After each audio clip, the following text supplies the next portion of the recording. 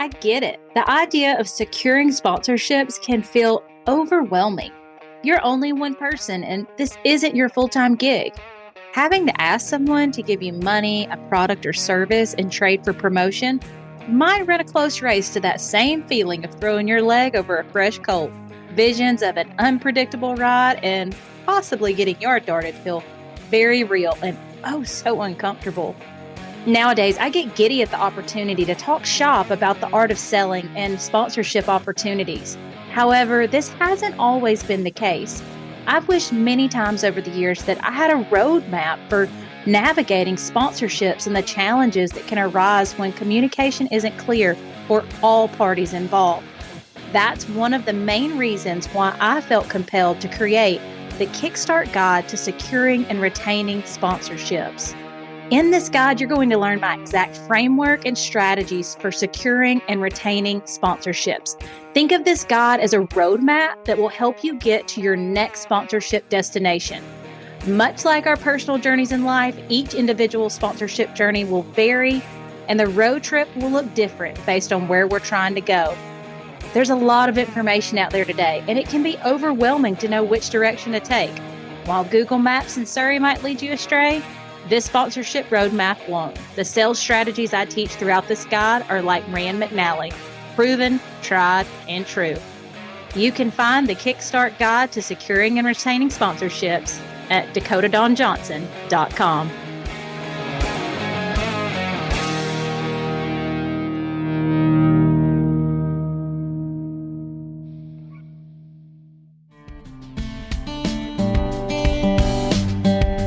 Y'all, and welcome. You're listening to the Cowgirl Confessions podcast.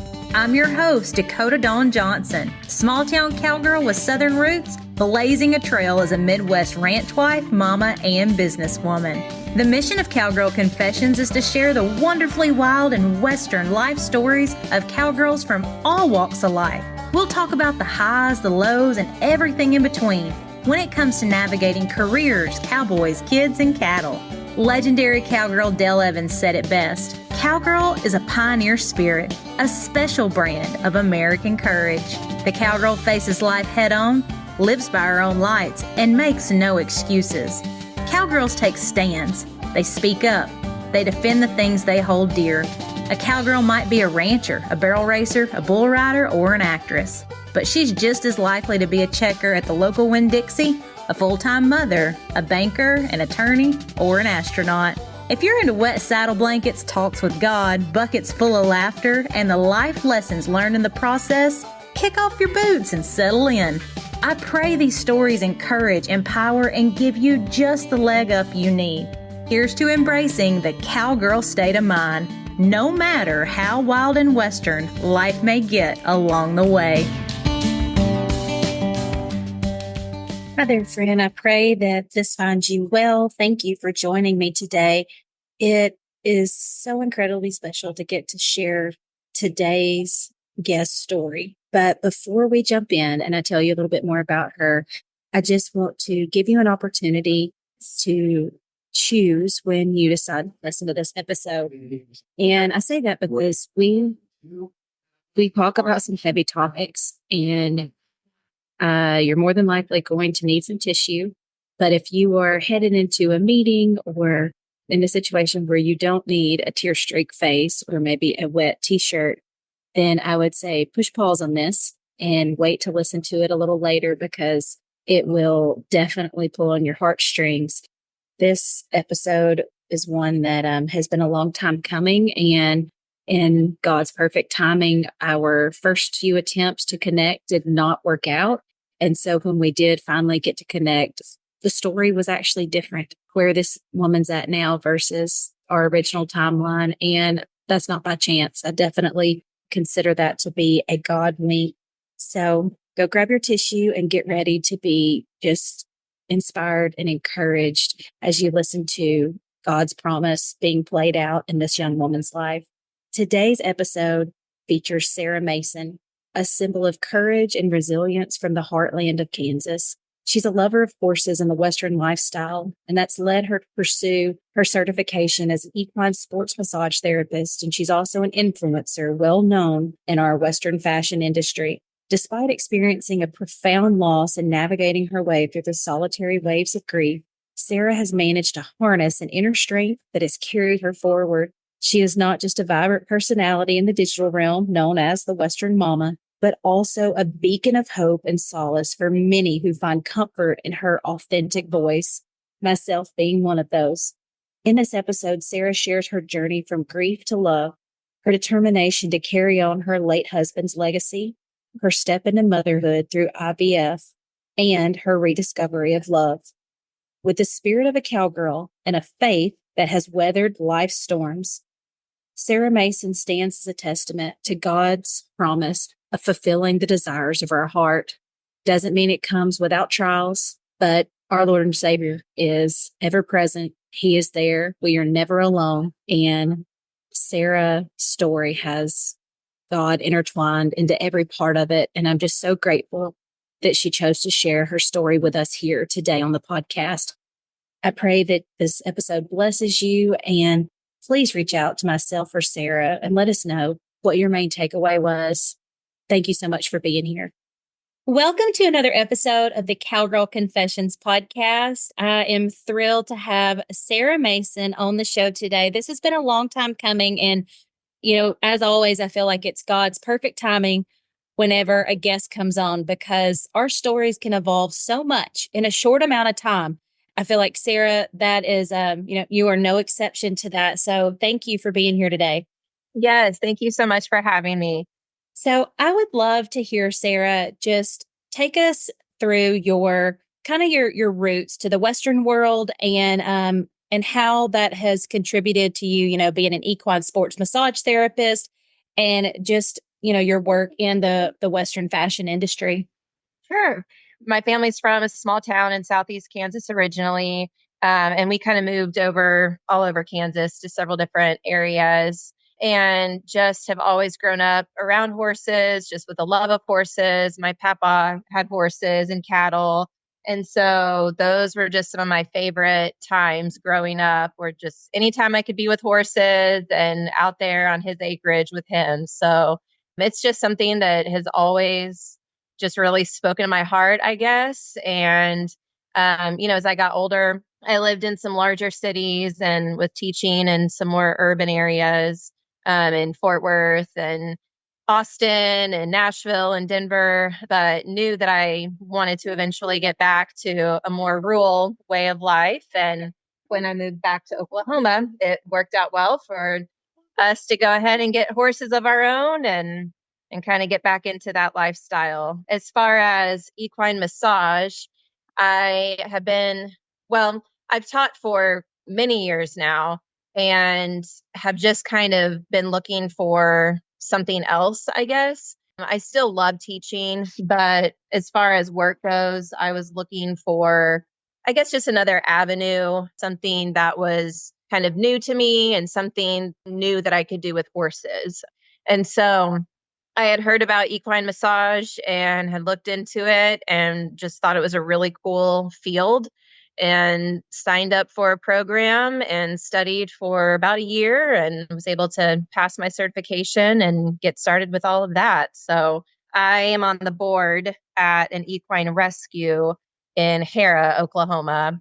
And so I was excited to see how, my, I guess, newly acquired skills as equine massage would be able to benefit them and help some of the horses out there too. So yeah, that's kind of how I got started in all of that. And as far as the Western fashion, to be honest, I just had a couple different brands reach out to me on Instagram and ask if I would be interested in collaborating with them at some point. And I said yes, and it just kind of took off. So I've been blessed to work with just a lot of really, really fantastic people, fantastic brands, and just get to know a lot of really, really great people these past few years that I've kind of been doing the Western fashion stuff.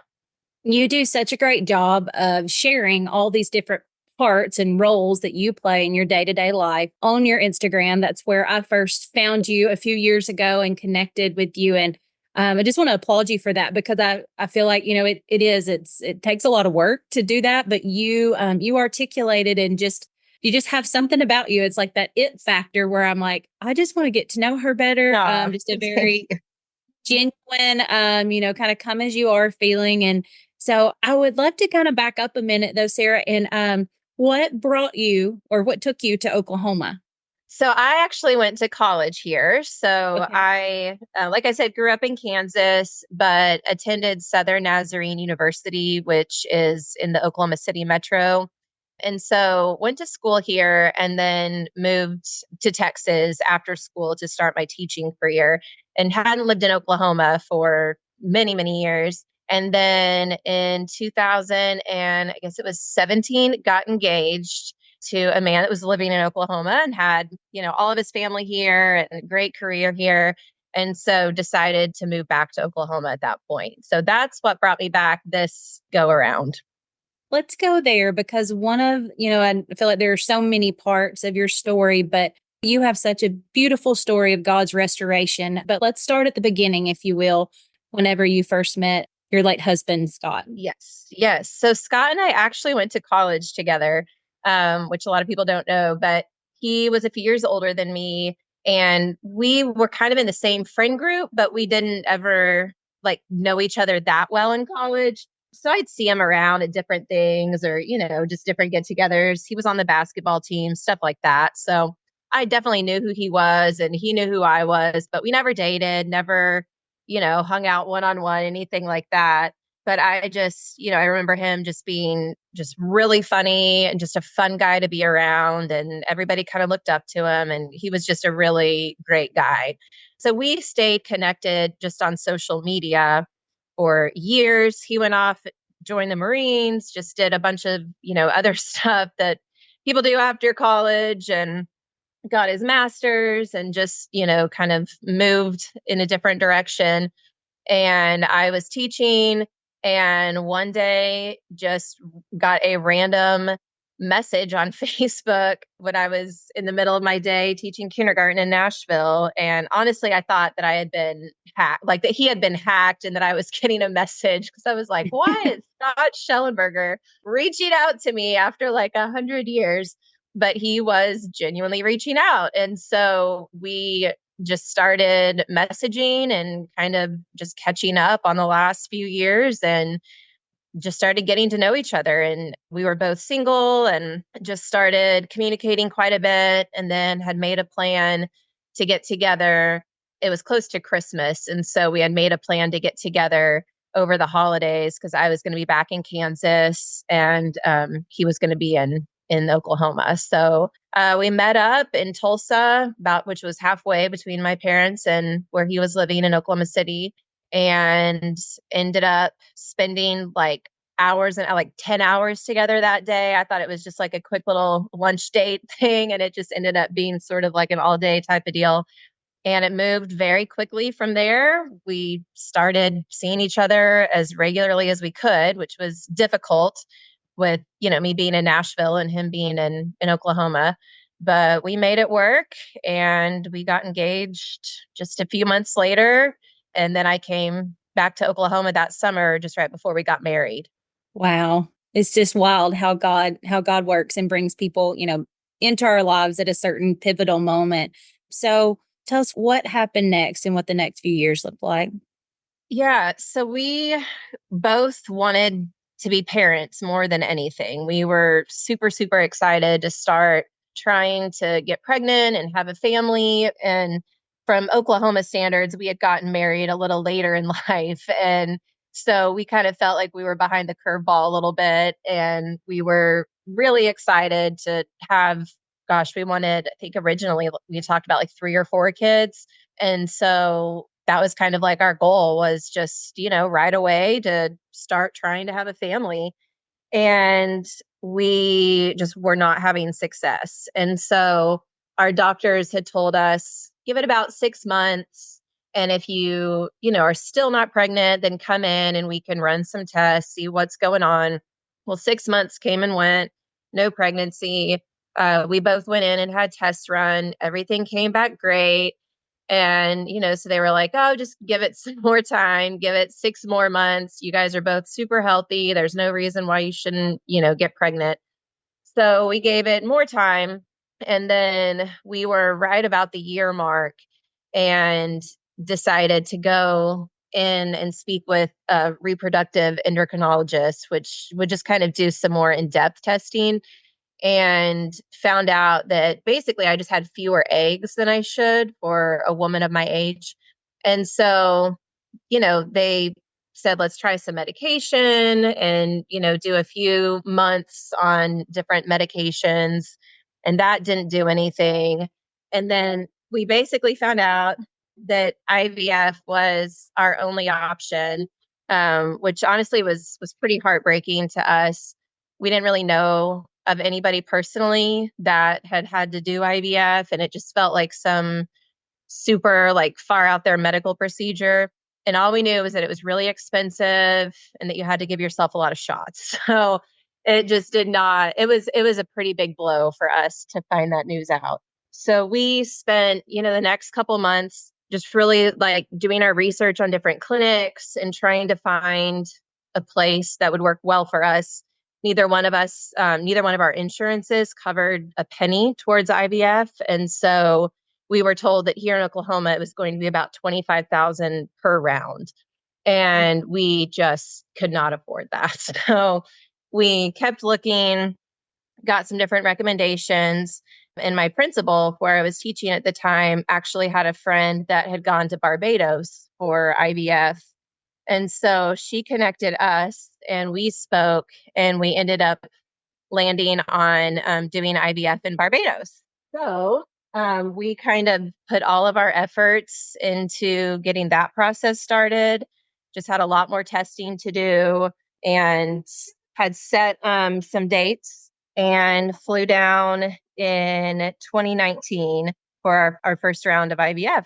So IVF's a very complicated world, but basically went down and we were able to get several eggs and ended up with one genetically normal embryo. So what that means is it basically gave us, that was one chance to have a baby, to have a pregnancy, but we knew that it definitely was not a guarantee. So knew that we needed to go back and do additional rounds to try and get more embryos to be able to have a healthy, successful pregnancy. And so we came back in December of 2019 from that first round. And I ended up going back in February of 2020 with my mom to do our second round. Scott had taken off a lot of work to go down there for the first round, and it just wasn't possible for him to go down for another retrieval. So my mom and I ended up going down in February when he stayed home.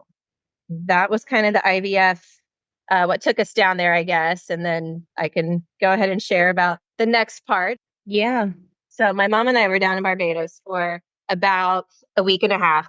Everything was going fine, just giving Scott updates about everything, just kind of keeping him posted. And we kind of had very similar results where it looked like we were going to have two normal embryos again. And, I was recovering well from the process and everything was going fine. And so my mom and I were set to fly back on the 17th of February.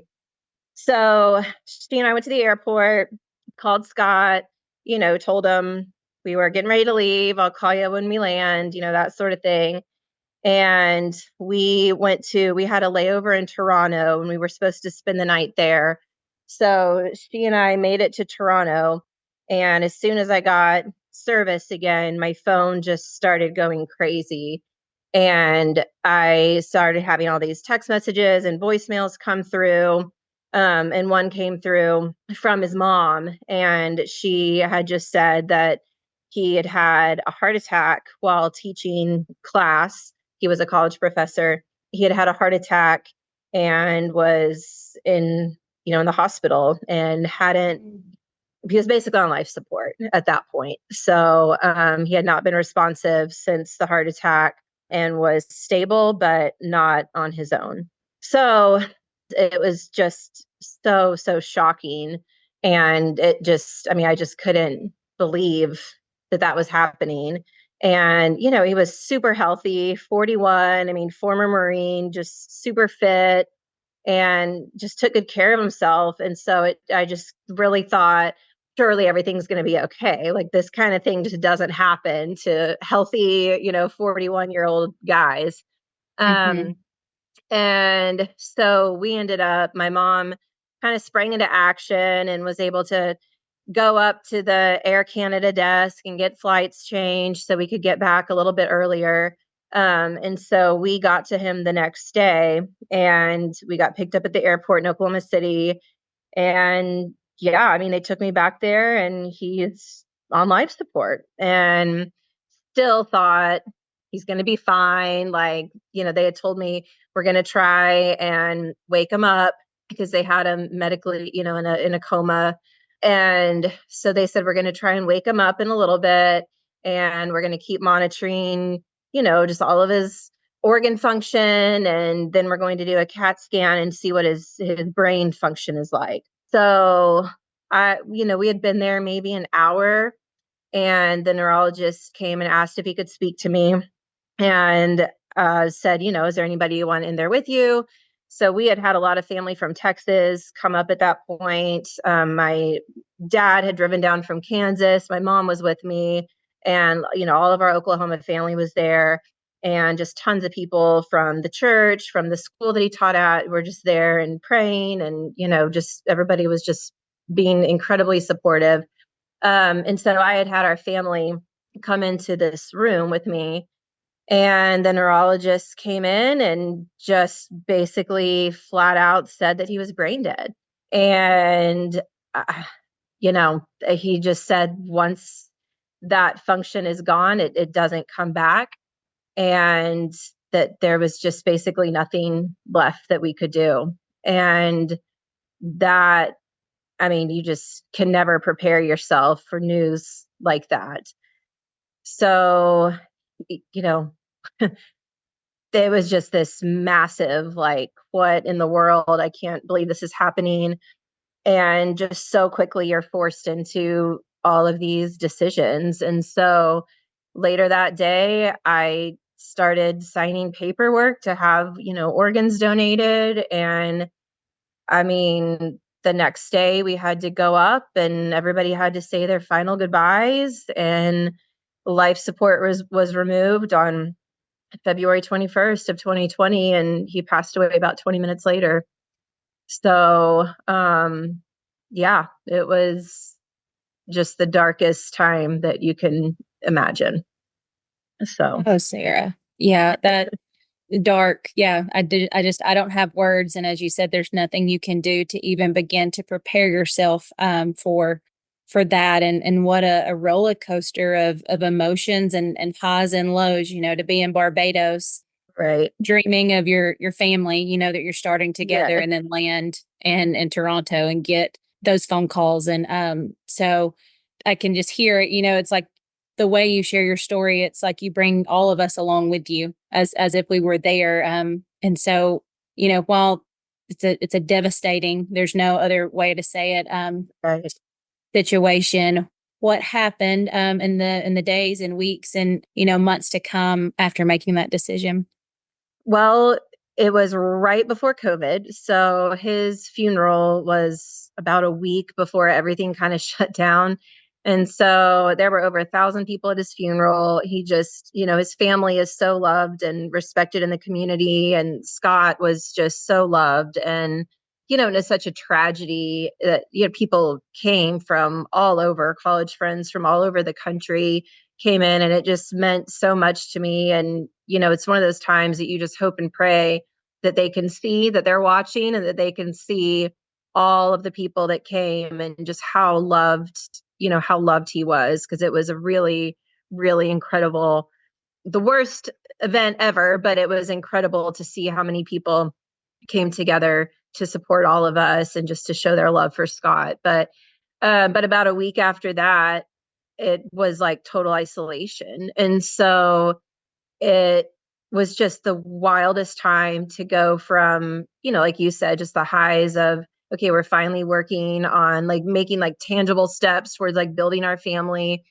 And then the just rock bottom of now my husband, and we had only been married a year and a half. So it's like my husband of a year and a half had just passed away. And now we're in COVID and, everything is shut down.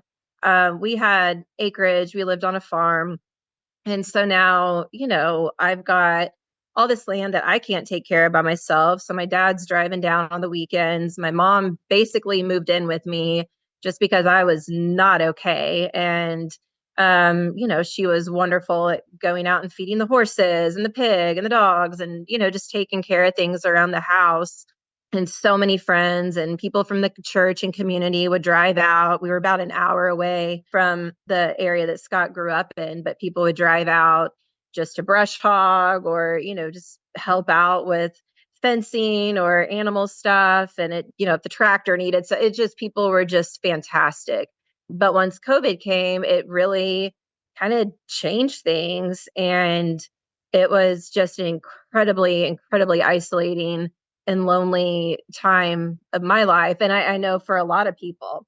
And so after all of that, kind of like adjusting to life without Scott and life, I guess, during COVID, I had made the decision that I wanted to go ahead and see the IVF process through. So I found out a week after his funeral that we did have one more genetically normal embryo. It was a little girl. And so I knew at this point that we had a little boy and a little girl.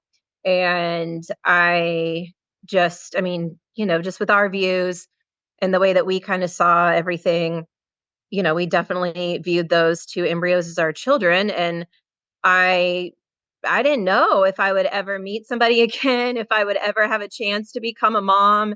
And I just thought, what a gift to have these two embryos, these two children that Scott and I created before he passed. And I knew that I wanted to and just had to see the process through. So it was right at like 6 months to the day after Scott had passed, I flew to Barbados and went back to do the first transfer to hopefully get pregnant. I had to go by myself because of COVID and had to be down there for a couple weeks and isolate, do lots of testing and just jump through a lot of different hoops.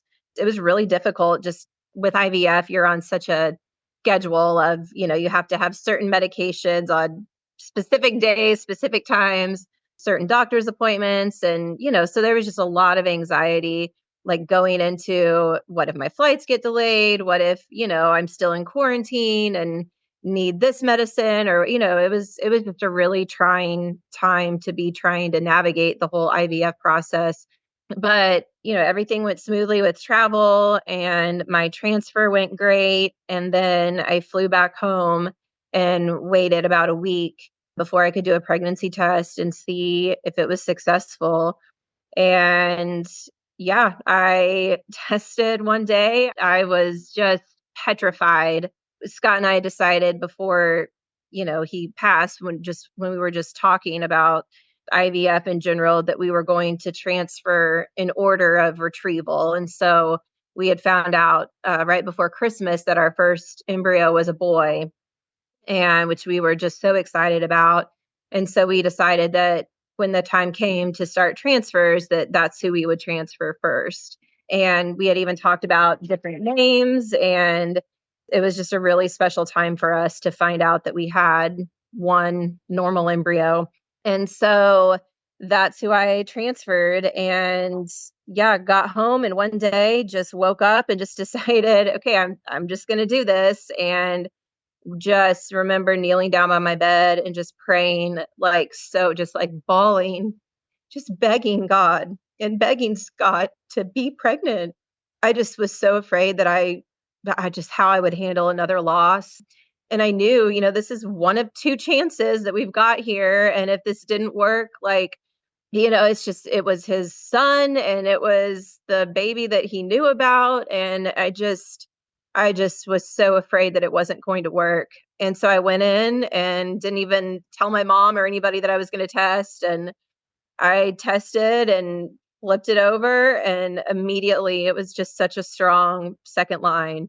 And I just lost it. I ran out of my room, and my mom was staying at my house and she was in my kitchen. And I just remember, I'm just saying, Mom, Mom. And she's freaking out, like, what's wrong? And we both just started bawling and just told her I was pregnant. And, we just lost it and called the clinic and they're crying. And, I had already called my dad and he's bawling, and went over and shared the news with Scott's parents and they were bawling. And it was like the happiest day. And it was also so sad just to know that Scott wasn't here to, we had just worked so hard to get to this moment, and he's not here to enjoy it. And it was also just the realization for me of like, okay, here we go. Like navigating pregnancy, motherhood, as a young widow, and now we're in COVID, and it was wild. But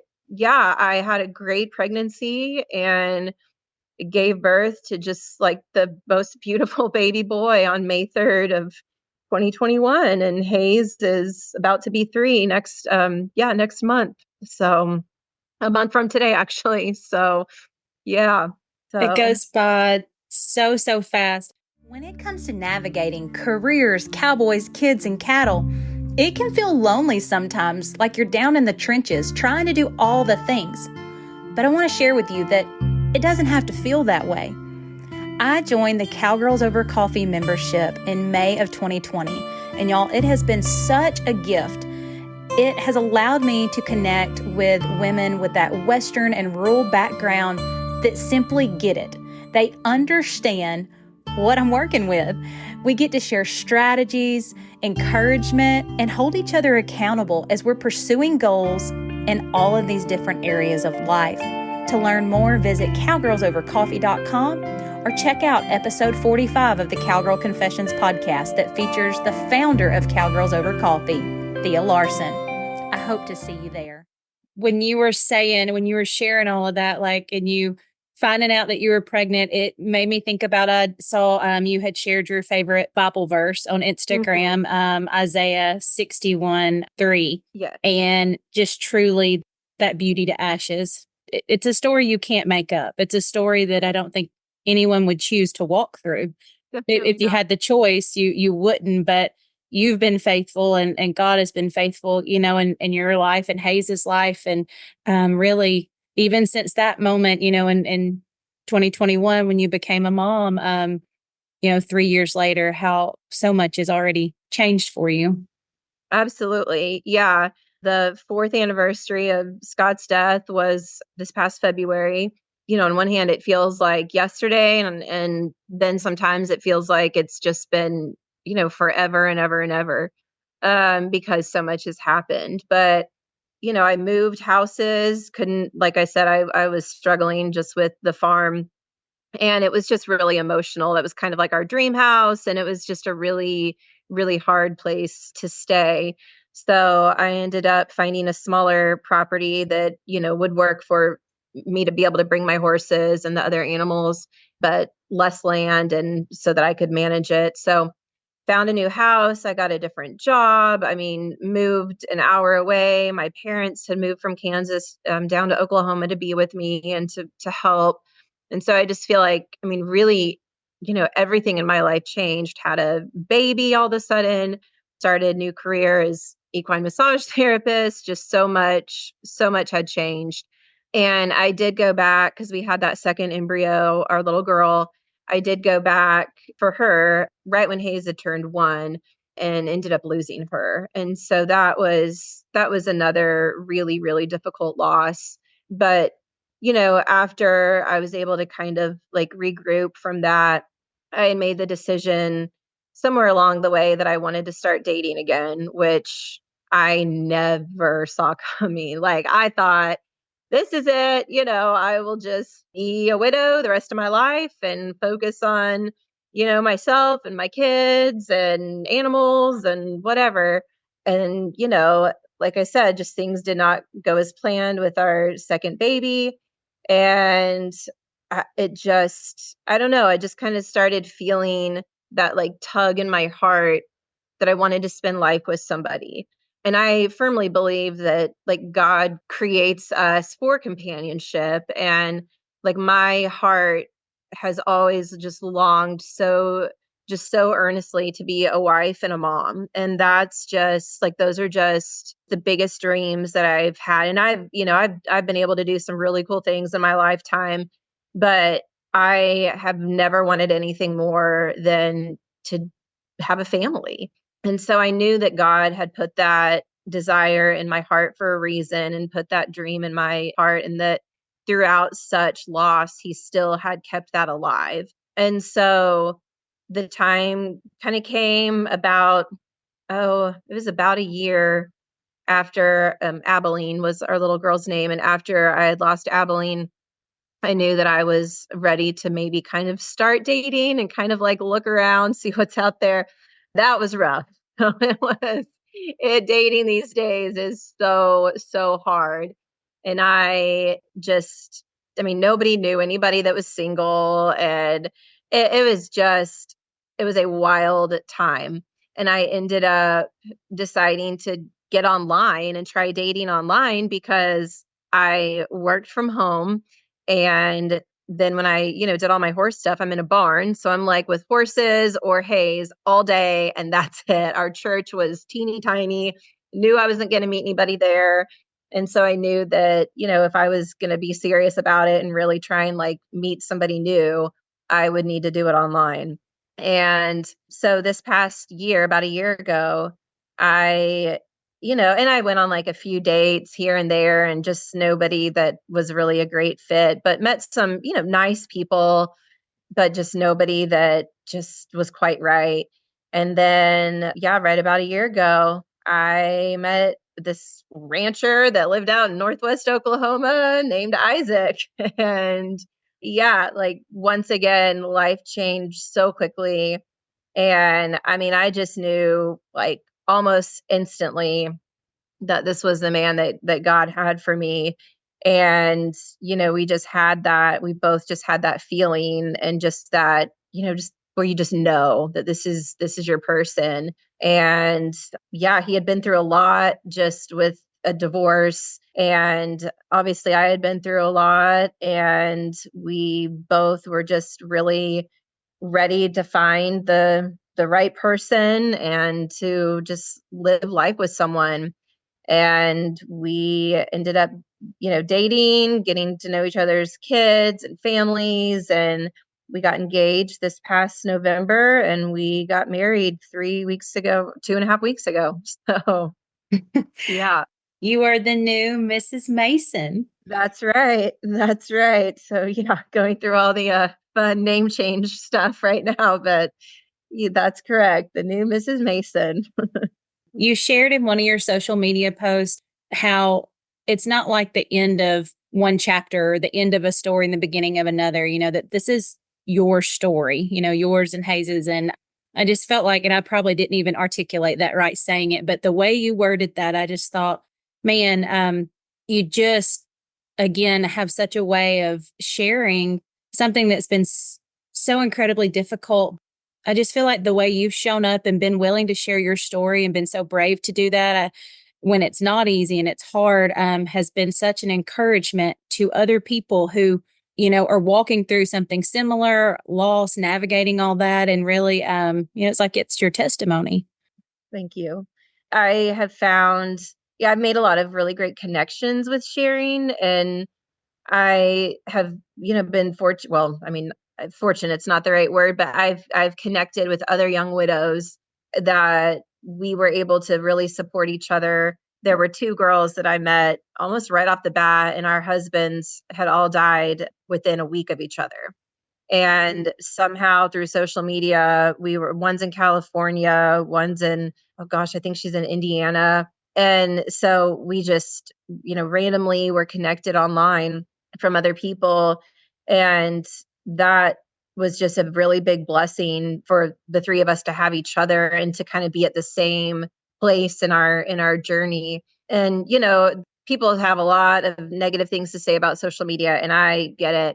For me, it's been a really uplifting experience. I've been fortunate to have connected with just some incredible, incredible women that have become just real friends, and people that have walked through infertility or loss, and just people that have just served as really wonderful support systems.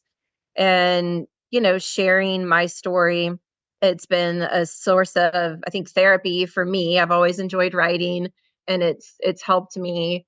And, I've just received so many messages from people that, are going through tough times, and that just seeing how different my life looks today is uplifting for them. And I think, that's what I guess, like, the message that I just try and, like, leave with people now is, it's like, I was in a point where, I mean, I was praying earnestly every single night that God would not make me wake up the next day. Like, I did not want to face another day, because I just could not imagine getting to a point where, like, life is ever good again, where I ever smile again, where I ever feel an ounce of happiness. I just thought, I'm going to have 50, 60 years of just loneliness, and I'll just make the best of it, and then I'll just get to heaven.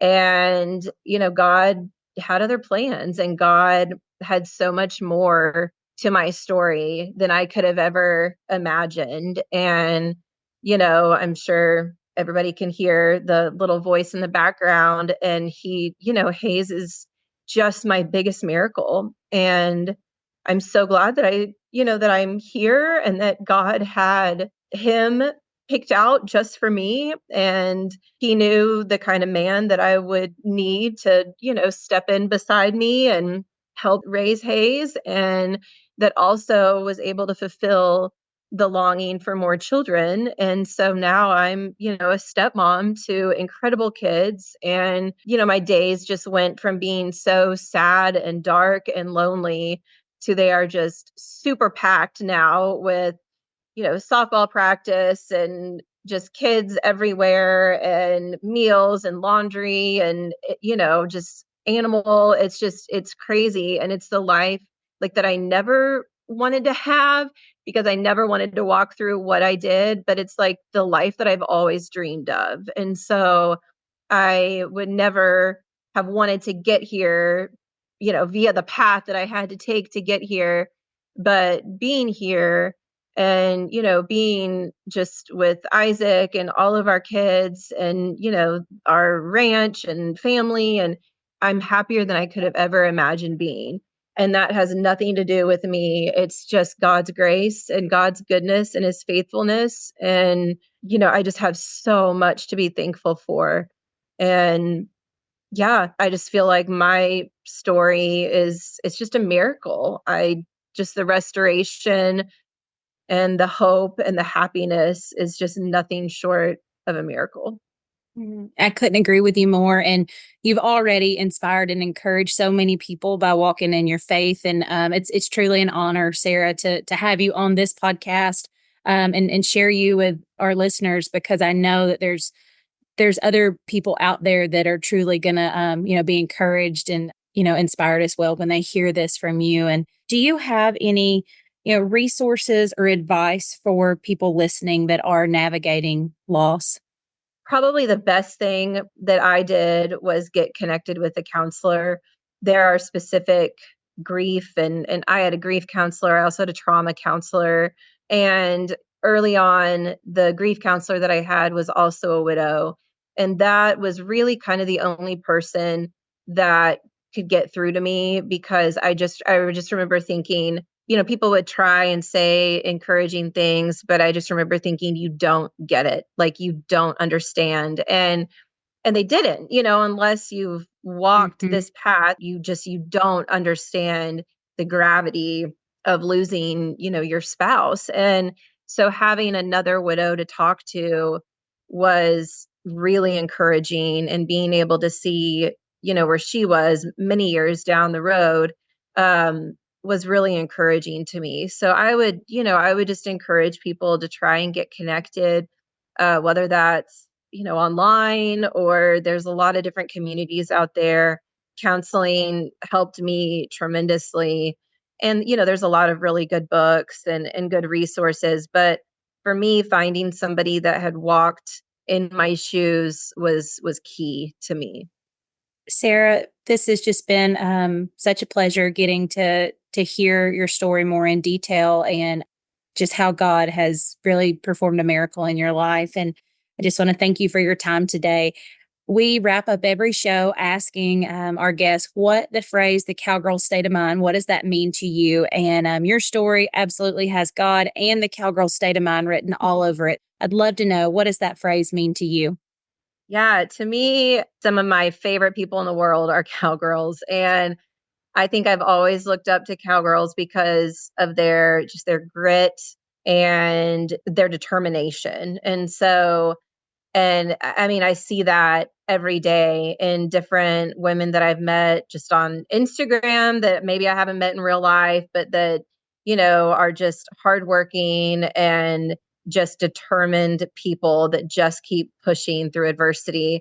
And I see that every day, and just people out here and, where we live, just that face hard times, and just the day to day life of, out here, it's mostly ranchers and farmers. And there's just so much grit that kind of comes with that you have to have. And it's just so inspiring to me to see cowgirls, cowboys, cattlemen, and just people that just keep grinding and keep pushing and are just determined. So that is what that phrase means to me.